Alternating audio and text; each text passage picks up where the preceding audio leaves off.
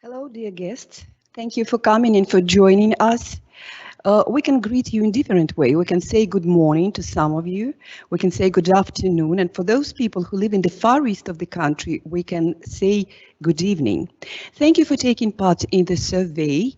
You've seen on the screen from what parts of the country and from what countries of the world you all came to visit us at this session.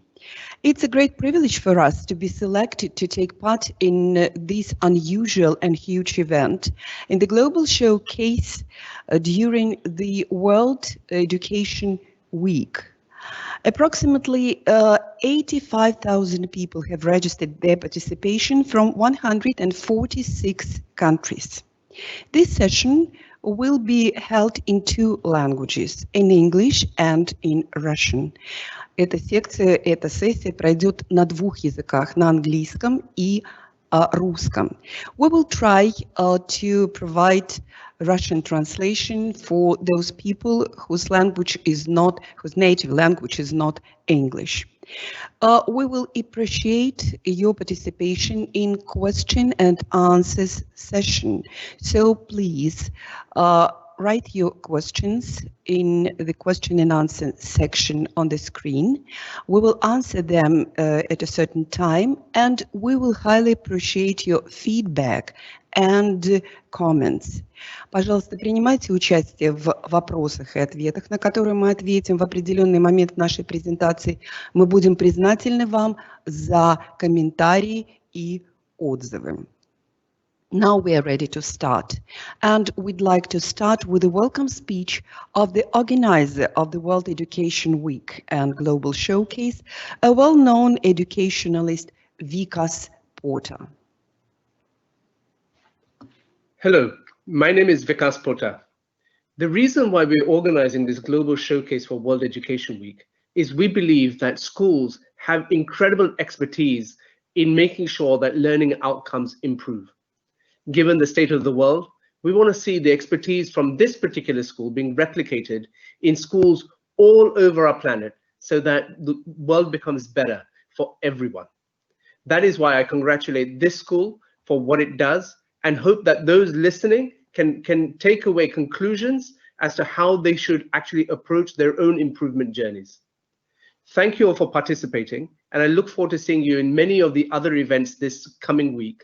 And I also want to take this opportunity to thank our sponsors for supporting this incredible work, without whom we couldn't have put together this global showcase. Thank you, and I wish you well for this event.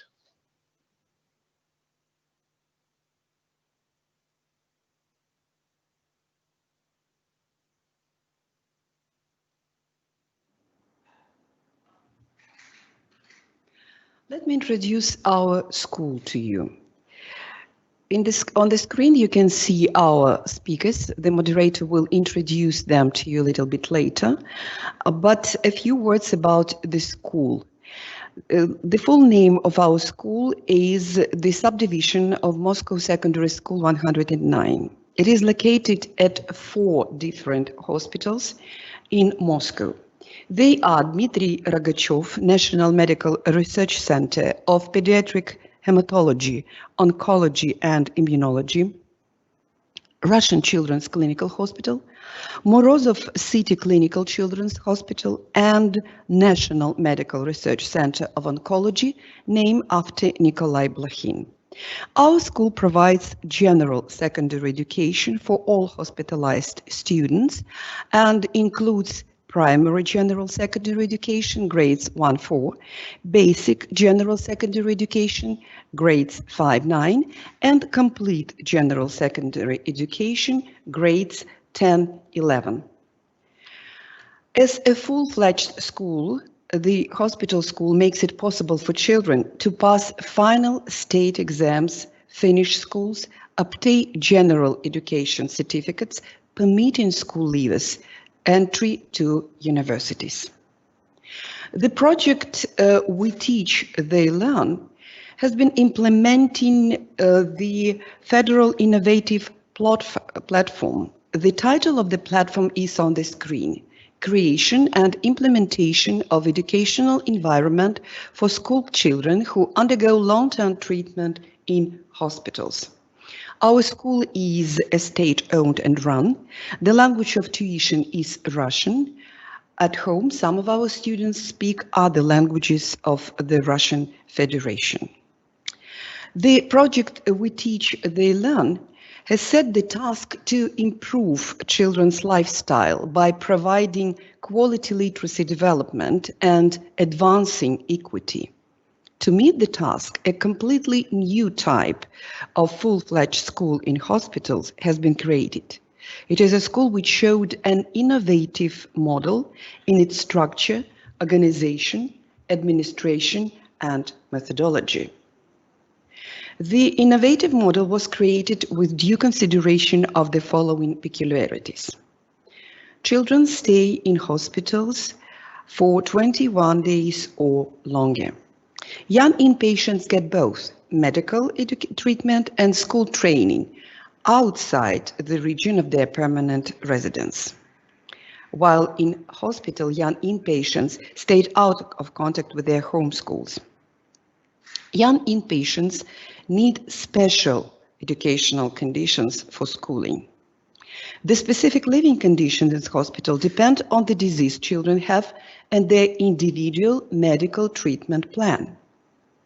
Together with children, they can have their parents or relatives. The possibility for inpatients to study together with their healthy siblings who do not require any special condition for schooling. Some inpatients can show poor school performance, they can have no progress in their study or fall behind. And now I would like to give our virtual floor to the head of the project of Hospital Schools of Russia, Sergei Sharikov. Head of the Federal Project of Hospital Schools of Russia, We Teach, They Learn, subdivision of Secondary School 109, Moscow, honorary worker of general education of the Russian Federation, federal winner of the competition professional team of the country, winner of the Moscow Prize in Education, representative of Russia in the Executive Committee of the European Organization of Hospital Pedagogy.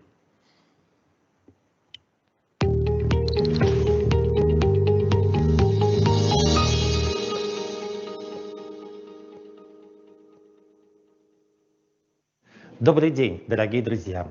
Я рад вас приветствовать в рамках Всемирной недели образования в нашей школе. Это госпитальная школа, которая находится в городе Москве, в Национальном медицинском исследовательском центре детской гематологии, онкологии, иммунологии имени Дмитрия Рогачева. Меня зовут Сергей Шариков, и я руководитель большого федерального проекта Госпитальной школы России «Учим, знаем». Мы рады приветствовать вас здесь, на нашей флагманской площадке. И хотели бы сегодня в рамках Всемирной недели образования познакомить вас с нашей школой. Госпитальная школа находится в необычном месте. Это среда детской больницы. Мы не привыкли видеть школьную среду там, где как бы школа не предусмотрена. Но тем не менее именно эта среда меняет представление жизни ребенка, который проходит через длительное и тяжелое лечение, о том, как справиться с тяжелой болезнью, не думать каждый день о ней, а жить той жизнью, которая есть абсолютно у всех детей. Принято считать, что госпитальная педагогика – это очень узкая тема и касается небольшого круга детей и учителей, которые работают с ним в детских больницах. На самом деле, именно сегодняшний период, в который погрузился весь мир, период пандемии, период, когда закрыты во многих странах школы на карантин, именно технологии, которые наработаны в среде госпитальной педагогики, дают нам путь и понимание, как дальше обучать наших детей, как вместе с ними проходить через этот непростой период в их жизни. Вот почему мы приглашаем вас именно в рамках Всемирной выставки образования, Всемирной недели образования, посетить именно госпитальную школу. Потому что именно госпитальная школа порождает те технологии, которые сегодня очень востребованы в обычной образовательной практике. Вы уже можете наблюдать, что эти уроки идут в открытой образовательной среде. В классе могут находиться разные педагоги, разные дети, и никто никому не мешает. Вот здесь идет сейчас в этой аудитории урок по истории и одновременно урок математики. Ведь на самом деле именно госпитальная педагогика ориентирована прежде всего на личность ребенка и его особые образовательные потребности. А это значит, что это та система образования, та педагогическая система, которая идет всегда от ребенка. Через несколько минут здесь начнется урок для самых маленьких учеников нашей школы. Но на самом деле госпитальная школа не имеет четких пространств. Вот такой школьный сектор, в котором могут прийти дети, которые могут сюда прийти в условиях детской больницы. Но большинство занятий сейчас идет в лечебных отделениях, непосредственно у кровати больного ребенка или в маленьких учебных зонах, которые созданы для того, чтобы дети могли собраться в группу и провести занятия с учителями. Мир госпитальной педагогики – это мир, который разрывает шаблон современной системы образования. На самом деле, когда мы говорим о том, что ребенок в условиях тяжелого лечения, длительного лечения, в отрыве от своего дома, от своих близких, от своих одноклассников, приходит сюда в школу, он забывает о том тяжелом лечении, о той болезни, которая у него есть. Пусть хотя бы на это время. Поэтому госпитальная педагогика – это не только про учебу, это про жизнь детей во всем ее многообразии. Мы находимся с вами, как я уже сказал, на флагманской площадке большого образовательного проекта. Поэтому сегодняшний наш разговор пойдет не просто об отдельно взятой школе, а о целом большом количестве школ, которые объединены темой госпитальной педагогики. В этот центр приезжают дети со всей России. И для нас было очень важно, что когда лечение закончится, они смогли вернуться домой и продолжить нормальный человеческий ход образовательной жизни.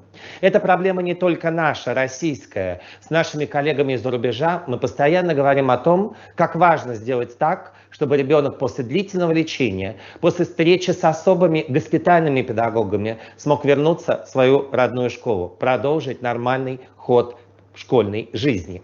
И, конечно, когда мы говорим о том, как построить такую образовательную среду, для нас очень важно создать не только отдельную школу здесь, в детской больнице, где мы с вами находимся, для нас очень важно подойти к тем основным принципам создания школ, которые будут настроены дружелюбно к детям, которые будут оказывать им всемирную поддержку. Именно здесь, в центре имени Дмитрия Рогачева, в нашей школе, зародился проект «Учим, знаем». И сегодня мы будем рассказывать не только об этой школе, где мы с вами находимся, но мы познакомим вас с практикой работы всех школ госпитальных в рамках нашего проекта «Госпитальная школа России. Учим, знаем». Именно эти школы сегодня отрабатывают те методы работы с детьми, которые на самом деле широко распространены и воспринимаемы в целом образовательной практикой. Это интегрированные уроки, это личность педагога госпитальной школы, которая объединяет в себе и предметную направленность, и тьюторские компетенции, компетенции сопровождения ребенка в образовательном процессе. Это, конечно, вопросы индивидуализации обучения. А сегодня еще мы говорим и о персональных программах обучения, которые исходят из особых образовательных потребностей каждого ребенка. Не обязательно ребенка, который проходит тяжелое лечение, абсолютно всех детей. И, конечно, мы не можем не говорить сегодня о том, что цифровые технологии, которые пришли в нашу жизнь, помогают нам инструментально работать с нашими детьми. Они никогда не заменят личность учителя. Учителя, который приходит к ребенку с улыбкой, но они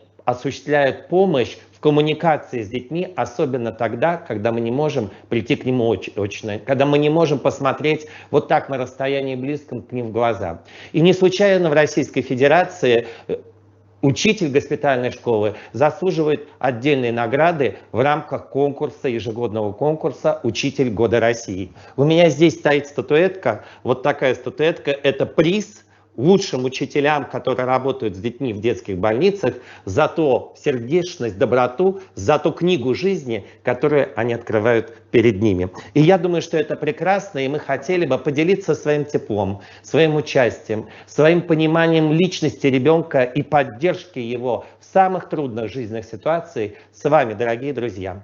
Приглашаю вас принять участие в нашей сессии.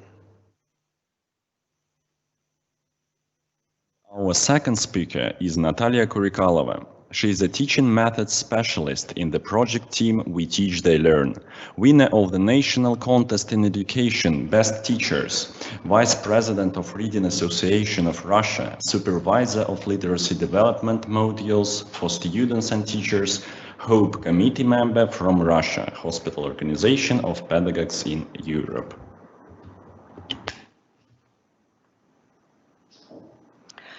The project of hospital schools, We Teach, They Learn, was launched more than 5 years ago. How did we start our educational journey? What were the major steps we made? Let us together discuss them and go back to the basics of the project.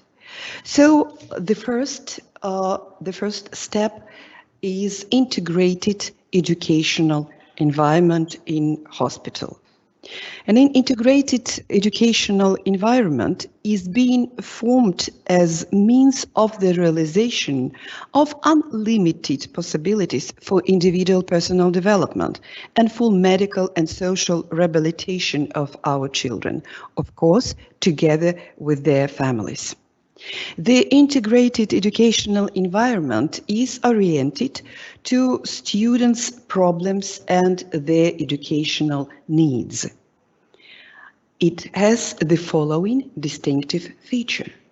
First of all, we should say that environment takes into account the nature of the disease, its course, duration, medical treatment schemes, which in turn define different educational approaches. They include blended learning to support continuous learning experience. It also takes into account the psychophysiological state of the child to decide on the most suitable conditions for child development. Student-centered learning environment provides development of literacy skills, which are the basis for future educational opportunities and achievement. The educational environment takes into consideration a high and constantly growing survival rate of children diagnosed with oncological diseases, and it lays special stress on their social and academic development. We should also add that reading environment is part of the integrated educational environment, and it is an additional source of children's rehabilitation. So there are 3 components of the educational environment which has been formed in the project in our hospital school. These components you can see on the screen. The first component is associated with the arrangement of this space in the hospital school. The second one is connected with the development of social skills, socialization of our children, and the communication. And the third component includes psychological and pedagogical technologies and techniques, teaching techniques to help our children. The main idea, the main task we set when we form our educational environment is to build such an environment which will help a child to counteract his disease and create stimuli for recovery. It is the environment which shapes personal life meanings because it is the environment for child's development.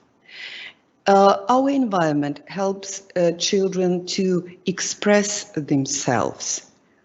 It is the environment which helps our children to build positive self-esteem.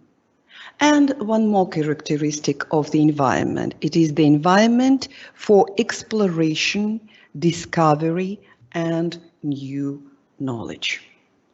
What is our environment formed by? First of all, of course, children. Children and children's families. The hospital school broadens the target audience of students. There are three groups of them. The first group, all hospitalized pupils who are able to attend hospital school. The second group includes children who cannot leave wards or cubicles due to their medical conditions. And the third group consists of pupils' siblings who have access to a broad and balanced curriculum at a level appropriate to them, alongside with inpatients. Children relatives, as I've already told, constitute the educational environment. And multidisciplinary team. Multidisciplinary team of specialists work with our students. It consists, if we are talking about teaching staff, it consists of teachers, tutors, teachers organizers, psychologists, and speech therapists. Of course, teaching staff and medical staff work together, they collaborate. Our teachers work in special classrooms of the hospital school, either individually or in small groups, but very often individually in hospital wards and cubicles. The use of video conferencing system allows pupils from wards take part in lessons conducted in hospital school together with other pupils. In some other lessons, hospitalized pupils participate in collaborative work with pupils from partner schools. Such lessons help inpatient feel better among healthy peers and forget about their diseases, at least for a while. Let's get down to another step, step 2, hospital teacher. It is obvious that hospital school teachers need to develop a high level of specialist expertise. They do not have to do any harm to the children's treatment, but to favor their social resilience and rehabilitation. To choose proper teaching techniques responsive to children's state of health and emotional status, hospital teachers have to learn the peculiarities of diseases, their cause, and influence on children's psychophysiological functions. And here the question arises: can any teacher start working in a hospital school? Let us listen to the answer. Очень хороший вопрос, потому что реально в этой жизни нас никто никогда, педагогов, не готовил работать в среде неестественной для образования. Вне класса, вне школьного, простите, здания. Но сегодня меняется мир. Сегодня образование — это не школьное здание и не класс. Сегодня образование находится вокруг нас. И, может быть, и раньше находилось. Но сегодня это особо чувствуется. И, конечно, работа в медицинском стационаре — это вообще особая среда. Не каждый профессионал в своем деле, в своей профессии, как учитель, может там работать с такими детьми. Как мне всегда часто спрашивают, говорят: Светович, где вы ведете таких педагогов? Откуда они у вас появляются? Я всегда говорю: вы знаете, это люди, которые прежде всего видят свою миссию работы. Вот они знают, зачем они туда пришли, к этим детям. Ведь, да, мы все переживаем эмпатию, мы видим страдания детей. Но надо понимать, чужие слезы там не нужны, там своих собственных хватает. Поэтому нужно, с одной стороны, регулировать свои чувства эмпатии, а этому надо учиться. Надо понимать, как найти стратегию, какую стратегию общения выбрать в общении с ребенком, с его родителями, с медперсоналом. Это большое глубокое убеждение, что любой учитель в соседней ближайшей школе к больнице, к онкодиспансеру, может вот так войти в больничную палату и сразу организовать занятия. Поэтому в рамках проекта организована программа подготовки учителей в разных форматах. Это и вебинары, благо онлайн-среда, которую мы в том числе создаем в больнице в этом классе, позволяет нам общаться в режиме реального времени. Это и стажировочные сессии, когда учителя наши приезжают сюда, в регион, и когда команда учителей региональной приезжает к нам на флагманскую площадку и в практике осваиваем эту работу. Плюс мы в последние годы открыли в федеральных вузах и магистратуру по направлению психолого-педагогическому обучению детей, находящихся на длительном лечении, и уже аспирантуру.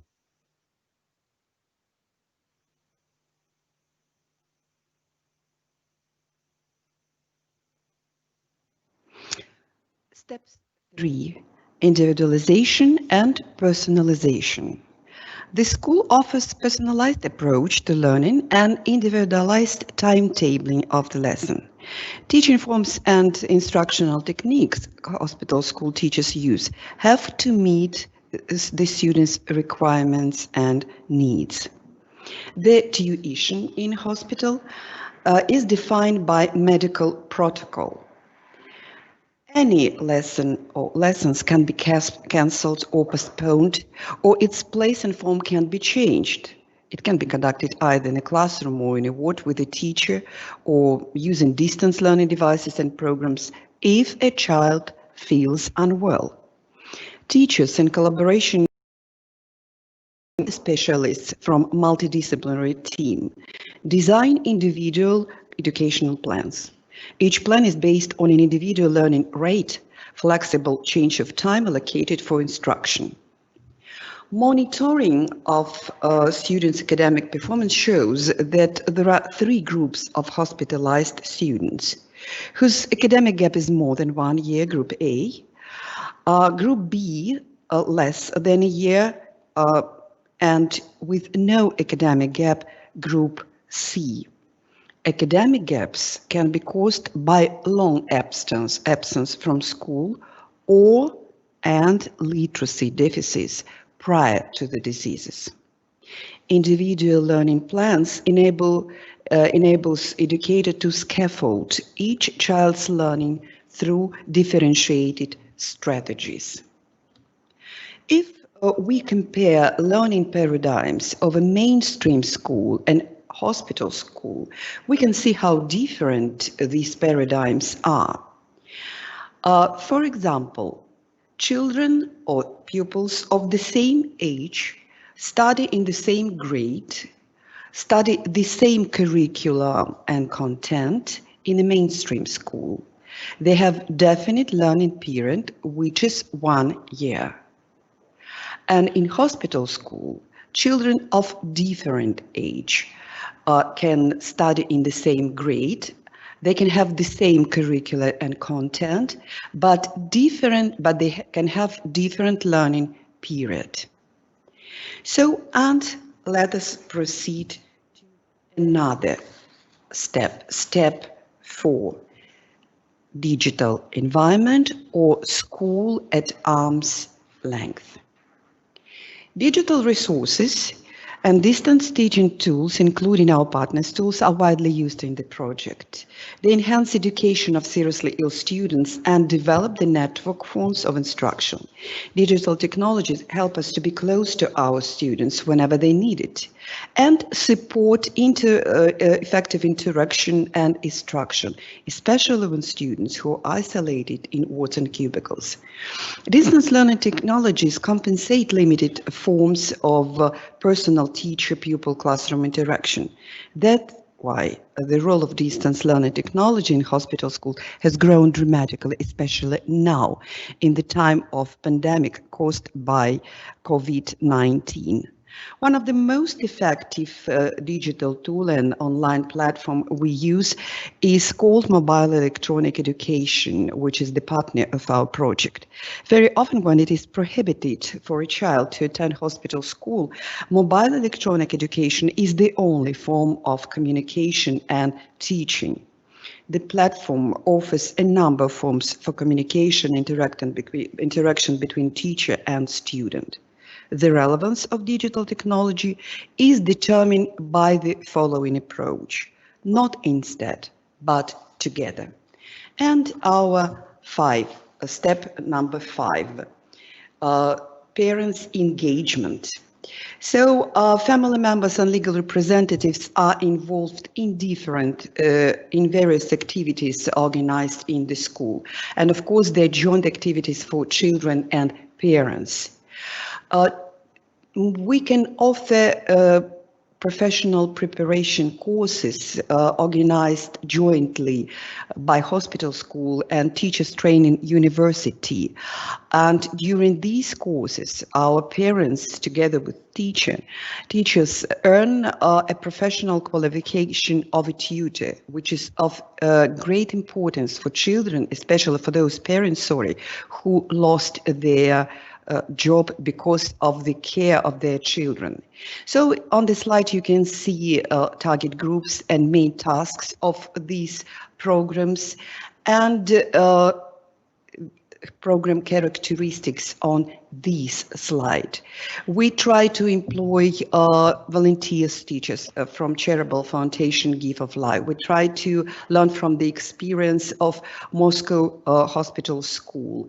We try to hold training sessions for parents and teachers, including trainings to prevent the burnt out.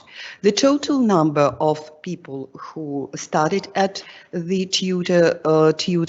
tutors course is 623. Most of them are parents. In conclusion, I would like to say that the project We Teach, They Learn has been paving its way to educational equity. It showcases an innovative and ineffective model of hospital school that has been rolled out to other regions of Russia and abroad. 40 hospital schools have been opened in different federal and regional hospital outside Moscow. Sick kids can thrive, not just survive. We'd like to finish our presentation with the words of Megan Gilmer, who is our colleague from Australia. This is the motto which leads us ahead and even into the space. Thank you for your attention, and now we can proceed to the section question and answers, and I would like to ask my colleagues whether we received questions. Oh, thank you very much. So we have a number of questions. Some of them are in Russian, some of them in English. So I will translate them into both languages. Question number one. Правда ли, что Центр детской онкологии носит имя пациента? Is it true that oncological center in Moscow was named and is named after the young patient whose name was Dima Rogachev? Yes, it is really so. So we received a question in English. Probably it is from one of the participants of our conferences, All Russian Conference Care in School. So the question is as follows. I participated in 2 All Russian Conferences, Care in School. Due to pandemic and all personal contacts now are prohibited. Are you planning to hold conference Care in School this year? So, of course, it's difficult to give a definite answer to this question, but I should say that pandemic makes no barrier for us, and we can use distant technology to continue our conferences. Thank you for the question. Появятся ли новые госпитальные школы на карте России? Наш следующий вопрос в этом году.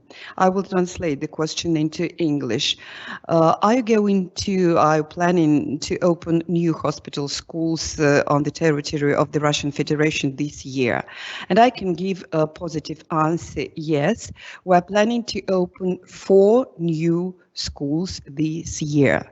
Мы даем положительный ответ на этот вопрос и говорим, что 4 новые школы будут открыты в этом году, которые присоединятся к нашему проекту. And one more question. Are hospital school teachers are more vulnerable to emotional burnout? Thank you for this interesting question. Вопрос задан на английском языке. Находятся ли учителя, работающие в госпитальной школе, в группе риска по эмоциональному выгоранию? It is evident that hospital school teachers are vulnerable to emotional burnout out due to specific conditions of their work, and which is connected with repeated stress. Our psychological counseling service holds special group and individual trainings in order to recognize the warning sign of burnout and move towards it. We try to help teachers to prevent the state of burnout. And our psychologists give recommendations in how to better balance personal and professional life and develop self-control skills. Мы рассказали о том, что наша психологическая служба помогает учителям в режиме индивидуальных и групповых консультаций обнаружить первые признаки возможного эмоционального выгорания, которое связано с повторяющимся стрессом в их работе, и учит, как преодолеть его, если он наступил, или как вообще сделать так, чтобы он не наступил, это эмоциональное выгорание. Мы учим учителей разумно балансировать личную и профессиональную жизнь и развивать в себе навыки самоконтроля. We have two more questions. Let me see. So, were there any cases when children refused to attend school? So, of course, it's an interesting question, and we do know how to cope with this situation. First of all, our teachers analyze the situation and decide and try to find the reasons why children refuse to go to school. It can be because they feel not well because of medical conditions, or it can be because of some psychological reasons. For example, a child is afraid of going to school after long absence from schooling, or it can be the situation of this motivation. So we do know how to find techniques to address this loss of motivation and help children to come back to school.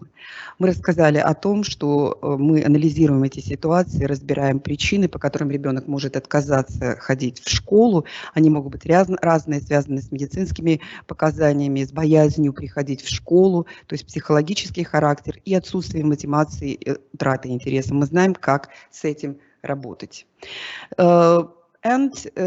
I ask my colleagues if I have time for one more question. Yes, I have 1 minute. And the question is, I will read it in Russian. Может ли подросток отказаться от сдачи государственных экзаменов?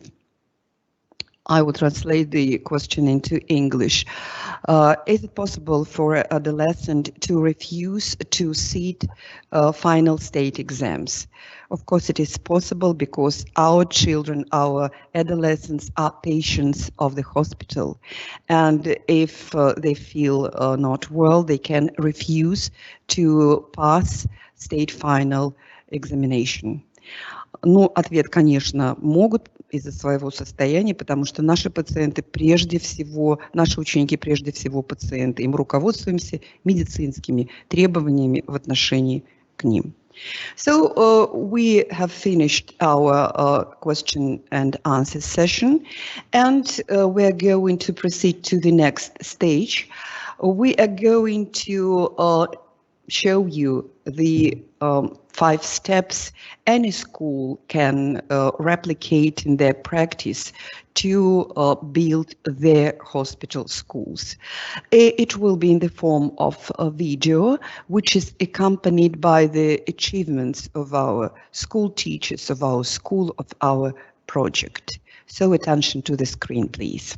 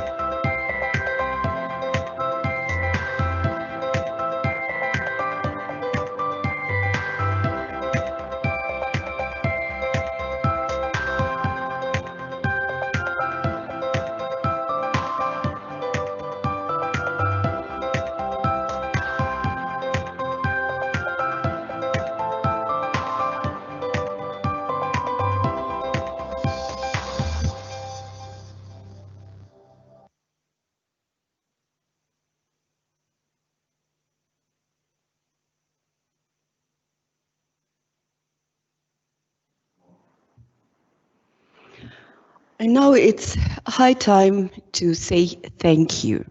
First of all, thank you to you, our guests, who find the time to join us at this very session. We will be grateful to you, and we will appreciate if you leave your comments and your feedback in the question and world section. Thank you very much for you. I would like to say the words of gratitude to our speaker, Sergei Sharikov, to our technical producers, and to the colleagues who helped us to organize this session. So you can see the names of our colleagues on the right in that big blue bubble. And we will finish in several minutes, in a few minutes, with words of thanks to the sponsors, to the big team of sponsors who make it possible to hold this World Educational Week and Global Showcase. So it will be a video with the translation into Russian. Thank you very much. Fast-paced social, economic, and technology-driven change is redefining our world. And having a broad range of skills, such as creativity and problem-solving, has become far more important than being able to memorize information. To redefine how our children learn and to empower them for the future, parents, teachers, and policymakers must stop overlooking a powerful part of the solution: learning through play. Play is the rocket fuel of child development, and there is a growing body of evidence to support that play is fundamental for children's positive growth and well-being over time. It is also an essential way to foster the skills required to thrive in today's world. The LEGO Foundation aims to build a future in which learning through play empowers children to become creative, engaged, lifelong learners.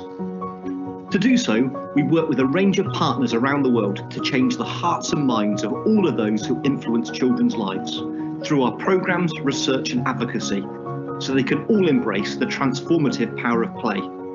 Examples of what we do include making sure that caregivers, practitioners, and policymakers understand the importance of play, investigating, testing, and scaling new ways to bring play-based learning into homes and schools,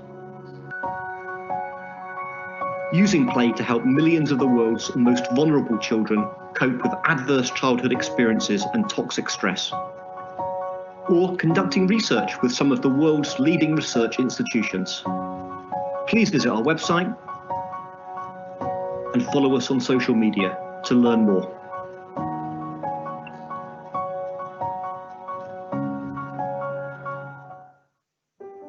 Language connects us all. It's how friendships are formed, ideas are shared, and lessons are learned. Language is how we find understanding and express love. It's how we communicate our successes, both big and small. It lays the groundwork for learning and growth. And for an increasingly diverse student population, it can be the key to achievement in school and beyond. That's why Rosetta Stone Education is dedicated to language and literacy. We offer solutions designed to support teachers and their emergent bilingual students, recognizing and celebrating the knowledge, culture, and languages they bring to our classrooms. Our products are founded on the adaptive blended learning model for individual needs, continuous progress monitoring for better learning outcomes, and culturally responsive pedagogies for more inclusive classrooms.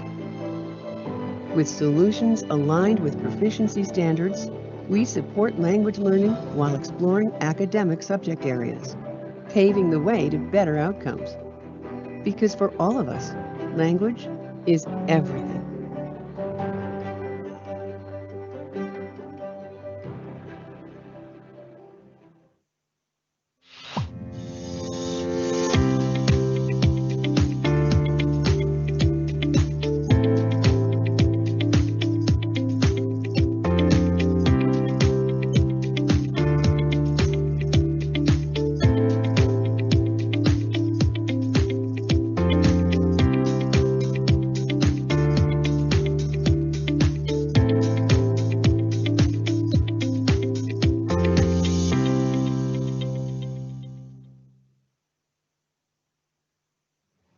Dear T4 community, we talk a lot about teachers these days, but we rarely listen to them. Therefore, I am truly excited to join the T4 World Education Week to hear from teachers and school leaders all over the world how we can impact learning together. I am particularly looking forward to the global showcase. 100 schools sharing their expertise and best practices, I believe, will be a huge motivation for other schools around the globe. I'm equally impressed by the T4 Solutions Challenge, its finalists and their solutions to real-world issues in education. This gives me hope that we can, together, turn around education globally. The Jacobs Foundation is a proud supporter of the T4 World Education Week because we share a vision to reimagine learning and education by bringing together the brightest people who understand how children learn. Let's do this together.